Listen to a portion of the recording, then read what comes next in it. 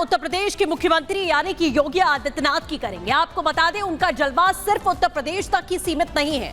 Bharatiya Janata party के लिए योगी आदित्यनाथ जहां जहां प्रचार करते हैं, वहां की हवा पूरी तरीके से बदलती हुई दिखाई देती है और विपक्ष पूरी तरीके से मजबूर हो जाता है कि आखिरकार किस तरीके से अपनी सियासत को आगे बढ़ाए।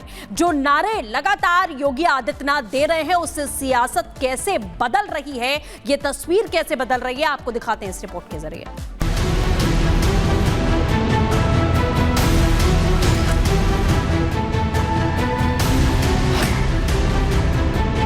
एक है तो नेक है।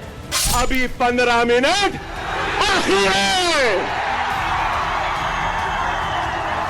महाराष्ट्र से लेकर झारखंड तक योगी विरोधियों पर अटैक कर रहे हैं। उनके हमले इतने सटीक हैं कि विरोधी उनके अटैक से निपटने में ही अपनी सारी ऊर्जा खपा दे रहे हैं। योगी एकता की बात करते हैं तो जवाब में विरोधी नफरती तकरीर गढ़ने लगते हैं।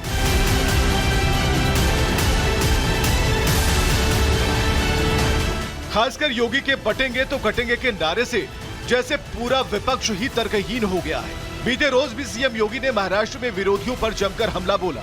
उन्होंने समाज में नफरत फैलाने वालों को सीधा संदेश दिया। उन्होंने यूपी से दंगों के खत्म होने का जिक्र किया, शांति व्यवस्था की बात की, लेकिन उनकी एकता संदेश ने विरोधी खेमे में ऐसी खलबली मचाई, उत्तर प्रदेश से लेकर महाराष्ट्र तक की सियासत में भूचाल आ गया। सपा अध्यक्ष सुप्रीम कोर्ट के फैसले की दुहाई देने लगे तो वहीं जूनियर ओवैसी को ऐसी मिर्ची लगी कि वो मोदी योगी से दुश्मनी निभाने की बात करने लगे। बीफ के नाम पर, मॉब लिंचिंग के नाम पर, घर वापसी के नाम पर, सर पे टोपी पहनने के नाम पर, दाढ़ी पालने के नाम पर जो तुम काट रहे हो, क्या ये तुम्हारी नफरत हिंदुस्तान के सबसे बड़ी अखिलियत से, क्या ये मुल्क को कमजोर नहीं कर रही है? जूनियर ओवैसी की ये बेचैनी वाजिब भी है, क्योंकि महाराष्ट्र में योगी के एंट्री से विरोधियों को झटका तो लगा ही है। उस पर जिस तरह से वो समाज को बांटने वाले राजनीतिक दलों पर अटैक कर रहे हैं, उसने विपक्ष के सामने वजूद बचाने की चुनौती पेश कर दी है। योगी के निशाने पर वो तमाम विरोधी पार्टियां हैं जो समाज को बांटकर अपनी राजनीतिक रोटियां सेकने में लगे हैं, फिर चाहे ओवैसी की पार्टी हो या फिर महाअघाड़ी गठबंधन। जब बजरंग बली रहे होंगे त्रेता युग में, तब तो इस्लाम नाम की कोई वस्तु इस धरती पे नहीं थी। और आज अगर बजरंग बली की हनुमान चालीसा का पाठ हम कर रहे हैं, रामनवमी की कोई शोभा यात्रा निकाल रहे हैं, उसको प्रतिबंधित किया जाता है, उसको रोका जाता है। किन कारणों से? और जिन्हें बजरंग बली पसंद नहीं है, उन्हें जो पसंद है वहां जाएं।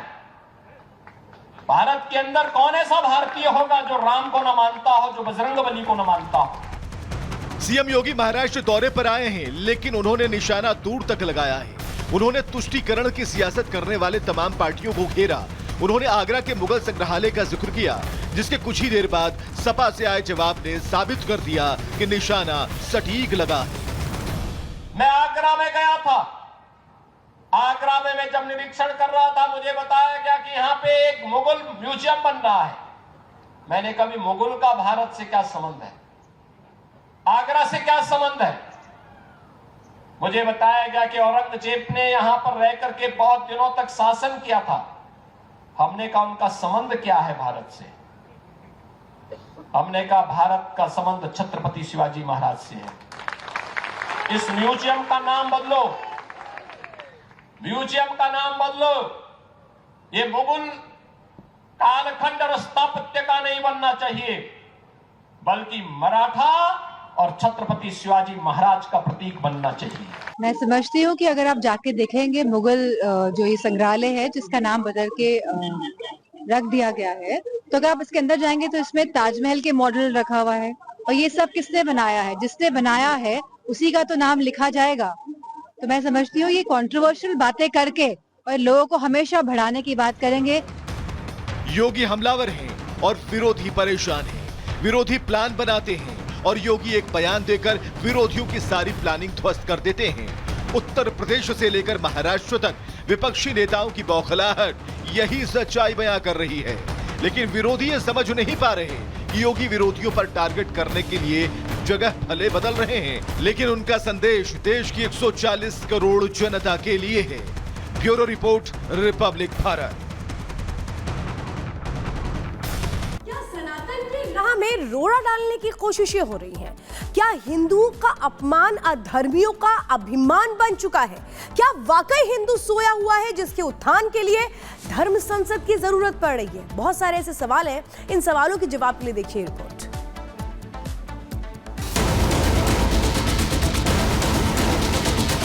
बंटे थे तो कटे थे, एक है अनेक है। हिंदू किसी को छेड़ेगा नहीं, लेकिन हिंदुओं को कोई छेड़े तो फिर किसी को छोड़ेंगे भी नहीं। कि महाकुंभ में मेरे अंगने में तुम्हारा क्या काम है? सीएम योगी ने सनातन की हुंकार भरी। बंटोगे तो कटोगे के नारे के साथ एकता में ही सुरक्षा की बात समझाई, जिसके समर्थन में क्या संत क्या नेता हर कोई उतर आया। हर ओर से हिंदुत्व को बढ़ावा देने की मांग उठने लगी। मध्य प्रदेश के सीएम मोहन यादव ने भी न सिर्फ सीएम योगी के नारे का समर्थन किया, बल्कि सनातन की मूल संस्कृति और मूल स्वभाव को समझाया भी। हिंदू किसी को छेड़ेगा नहीं, लेकिन हिंदुओं को कोई छेड़े तो फिर किसी को छोड़ेंगे भी नहीं। ये वर्तमान के समय में सनातन संस्कृति का अपना मूल स्वभाव है, जियो और जीने दो। ऐसा नहीं है कि ये कोई पहली बार है जब हिंदू राष्ट्र या फिर सनातनियों को जगाने की मांग उठी हो। पहले भी ऐसी मांग उठती रही है, लेकिन हाल के दिनों में जिस तरह से बांग्लादेश और कनाडा में हिंदुओं पर अत्याचार की खबरें सामने आई, एक बार फिर से सियासत गर्मा गई है, जिसमें सिर्फ नेताओं ने ही नहीं बल्कि साधु संतों की भी एंट्री हुई। सनातनियों को जगाने के लिए कथावाचक देवकीनंदन ठाकुर धर्म संसद का ऐलान करते नजर आए। सनातन यात्रा के माध्यम से सभी सनातनियों को जगाने का प्रयास है और यहाँ अब 7 दिन राम कथा होगी। राम कथा के माध्यम से भी देश में सनातनियों को जगाने का प्रयास किया जाएगा। जैसे आप देख रहे हैं, देश का माहौल जो है, देश के हिंदुओं की भावनाओं को ताक पे रखने का प्रयास किया जा रहा है। कथावाचक देवकीनंदन ठाकुर ने धर्म की लड़ाई को न सिर्फ कर्तव्य बताया, बल्कि समय पर रहते संभलने की बात तक कह डाली। अपने अधिकार की लड़ाई के लिए किसी का विरोध नहीं, लेकिन अपने अधिकार की लड़ाई लड़ना हमारी अधिकार है और हमारी जिम्मेदारी। हमें मिटाने का कार्य वो हो रहा है, हमें स्लो पॉइजन दिया जा रहा है, हमारी संस्कृति को मिटाया जा रहा है, हमारे परिवारों में से बेटियों को उठाया जा रहा है, हमारे परिवारों में विकृति पैदा की जा रही है, भारत के विरुद्ध मानसिकता पैदा की जा रही है। ये वो स्लो पॉइजन है जिसे आज हम समझ नहीं रहे, उसे आज नहीं समझा तो कल पछताना पड़ेगा। जूनियर ओवैसी के बयान पर कथावाचक ने पलटवार किया, खुली चुनौती दे डाली। कहा धमकी देना बेईमानी है, सनातनी लिखने वाला नई कहानी है। हमें मत डराओ, हमें मत डराओ। अगर हमें डराने की कोशिश करोगे ना, बोलने लायक नहीं बचोगे। इसलिए हमें मत डराओ, संविधान का पालन करो। कुछ ही दिनों में प्रयागराज में महाकुंभ का आयोजन भी होने वाला है, जिसमें गैर हिंदुओं के प्रवेश पर बागेश्वर धाम के पीठाधीश्वर धीरेन्द्र कृष्ण शास्त्री ने सवाल उठाया, जिसका जैन मुनि ने समर्थन भी किया। कि उन्होंने कहा कि मेरे अंगने में तुम्हारा क्या काम है? महाकुंभ में सिर्फ बी हिंदू एंड बाय हिंदू चला रहे हैं धीरेन्द्र जी शास्त्री। मैं कहूंगा हम अहिंसक हैं और अहिंसक के बीच में जीना सीख लें। हिंदू शब्द जो है उससे ज्यादा अच्छा है अहिंसक शब्द। कि मान लीजिए बहुत सारी हजारों दुकानें हैं, हजारों दुकानों में बस ये निश्चितता कर ले सरकार, जो भी लोग अहिंसक होंगे उनको हम यहाँ पर दुकानें देंगे। एक छन्ना भी लगा दें तो बहुत बड़ा गजब का काम हो जाता है। शुरुआत हमारे धीरेन्द्र जी शास्त्री ने करी, अनुमोदना करते हैं इस बात की। तो सीएम योगी ने एकजुट होने की अलख जगाई है। वो एक राज्य से दूसरे राज्य, एक व्यक्ति से दूसरे व्यक्ति तक बढ़ती जा रही है और सभी एकजुट होते जा रहे हैं। Bureau report, Republic Bharat.